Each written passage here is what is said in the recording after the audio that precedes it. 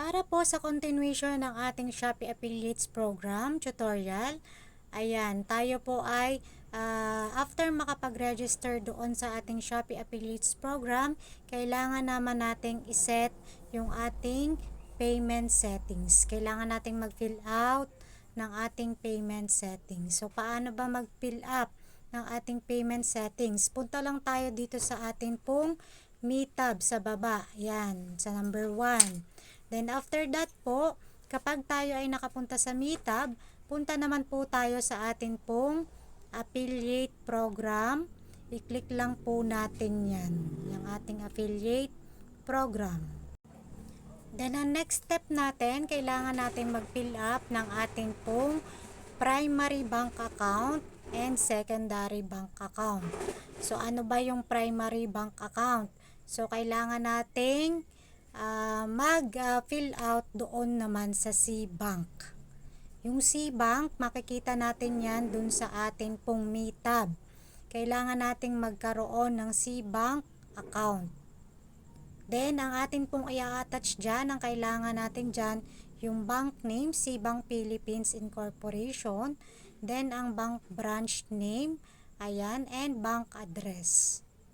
So, yan. I-PM nyo na lang ako para doon sa ibang details nitong ating C-Bank account. So, kailangan din natin ng bank account name. Yung bank account name, yung inyong pangalan. Then, bank account number yung nakalagay sa C-Bank account. Yung sa C-Bank account, makikita yan doon sa atin pong kinreate na account. So, madali lang naman yung pag-create ng atin pong account kay C-Bank. Then, yung after naman na kay C-Bank, kinakailangan na meron tayong secondary account, yung ating personal account. So, mas maganda kung kayo ay meron pong bukod na account para dito kay Shopee Affiliate. Kung ayaw nyo na magalaw yung inyong personal account na kung ito man ay meron po kayong personal account. Ayan. Then, kapag kayo ay nakapag-fill up nyan, kailangan nyo din ng BIR registration. Ayan. Kung kayo ay nasa part na ng payment setting na basic qualification documents, yan, kinakailangan natin doon sa BIR registered, ilagay lang natin ay no. Ayan. Then, mag-a-attach tayo dyan ng dalawang valid IDs. Yan, primary valid ID and secondary ID. Kailangan ng dalawa. So, kung wala kayo nyan, hindi yan magpo-proceed kasi kailangan ng valid IDs. So, upon registration, makikita nyo dyan kung ano-ano ang mga valid ID na kinakailangan natin. At yan naman po yung kailangan nyong makita sa atin pong payment settings. Yan. 21 days ang pag-approve ng ating payment settings. So, habang hindi pa na-approve yung ating payment settings, pwede na po tayong mag-post sa atin pong Shopee video. So, the next video ang gagawin ko naman ay kung paano magawa, mag-create, paano mag-post ng Shopee video. So, habang tayo ay hindi pa approve sa ating payment settings, pwede na tayong mag-upload ng mga videos. At doon sa pag-upload natin ng mga videos, kung meron man pong umorder doon, yun po ay magkakaroon pa rin tayo ng payment doon. Meron pa rin tayong commission. Yung commission na yun ay naka-steady lang doon habang hindi pa na-approve yung ating payment settings. Habang hindi pa na-approve, tayo ay merong naka-steady na payment doon. At kapag na-approve na, saka pa lang po natin siya makiklaim. Siya ay pwedeng sa Shopee Pay, pwede rin sa C-Bank. Yan, pwedeng dyan niya ilagay yung atin pong payment. Diyan natin pwedeng maklaim. So, kaya yung ating CBank, kailangan nating magkaroon din ng account na yan.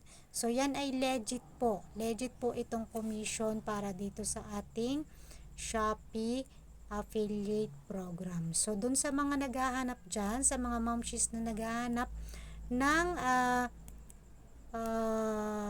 other income, ayan. Kung kayo ay nasa bahay lang, yan, mas matututukan nyo ito. Mas kakaroon kayo ng time para makapag-upload ng mga videos. Pwede rin kayong mag-live kung kayo ay may skill sa pagla-live. Ayan. Kung gusto nyo naman na Shopee video lang, pwede naman. Upload lang kayo ng upload ng mga videos with items po. Mas maganda kung sariling video. Pwede rin naman through edit ng mga videos dito sa atin pong Shopee video. Ayan. So, yan lang yung atin pong para sa ating payment setting sa ating Shopee affiliate. Yan yung next step after registration sa ating Shopee affiliates program. So, yan yung kailangan nyong gawin para makaproceed kayo sa next step ng atin pong pag-affiliate.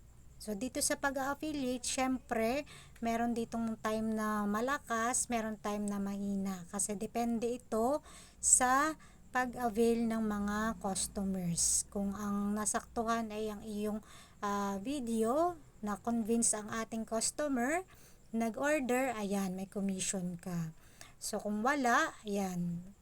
Pero, mas maganda kung tayo ay upload ng videos kasi dun sa pag-upload ng videos, dun tayo kikita. Ayan.